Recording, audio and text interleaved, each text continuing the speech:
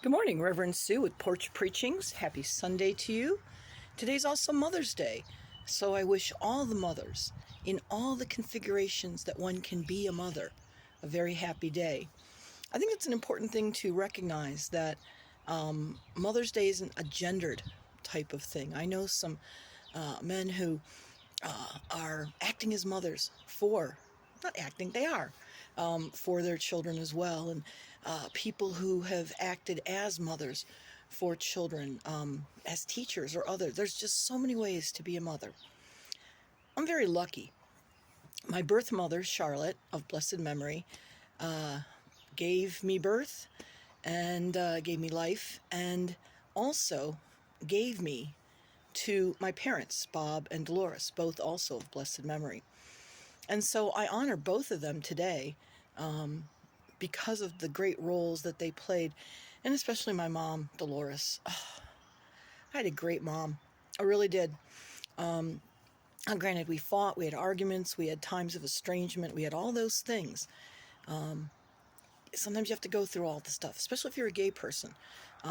Connections with family and finding your space and, basically fighting out who you're going to be when sometimes you have parents who have expected roles or expected ways of being. But it all works out somehow. At least it did. And I have to say that my mom was the best Nana that my two kids could ever have had. And she loved my kids. Oh, God, they just had so many wonderful adventures and experiences with her. And it wasn't long enough, but it was rich enough. And for that, I am very grateful, as are my kids.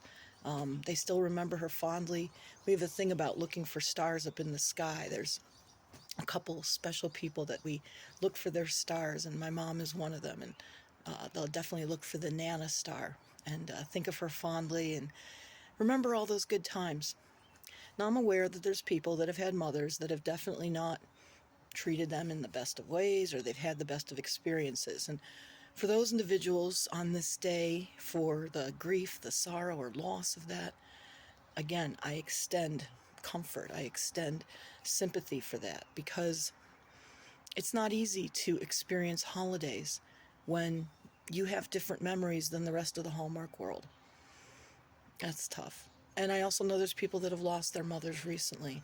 I have a couple of friends who are in that situation, and to them also, I wish them comfort, because again, especially the first markings of particular days, birthdays, anniversaries, special days like Mother's Day, Father's Day, that's part of the journey too, within the grief and the loss. So I recognize as people are moving through that for today.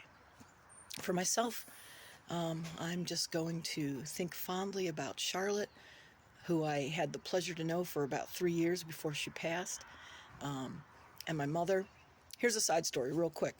When I was going to meet Charlotte for the first time, and I told my mother that I had found Charlotte, and my mother was not, she wasn't concerned about that. She knew how much I loved her. She knew that my reasoning was simply to say thank you, also to find out some health information. My mother made a picture book because Charlotte never really got to see me. When I was born, I was taken away from her.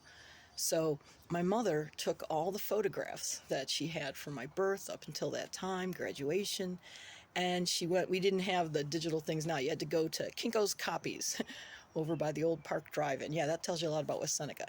And she photographed them, and she put them together, and she made a book as a gift for Charlotte, one mother to another. That tells you a lot about my mom and why I miss her every day. So, happy Mother's Day for those who are celebrating, consolation for those who are wrestling, and for everybody else in the world, I just hope you have a good Sunday. I will see you on the porch tomorrow. Blessings, amen, and a women.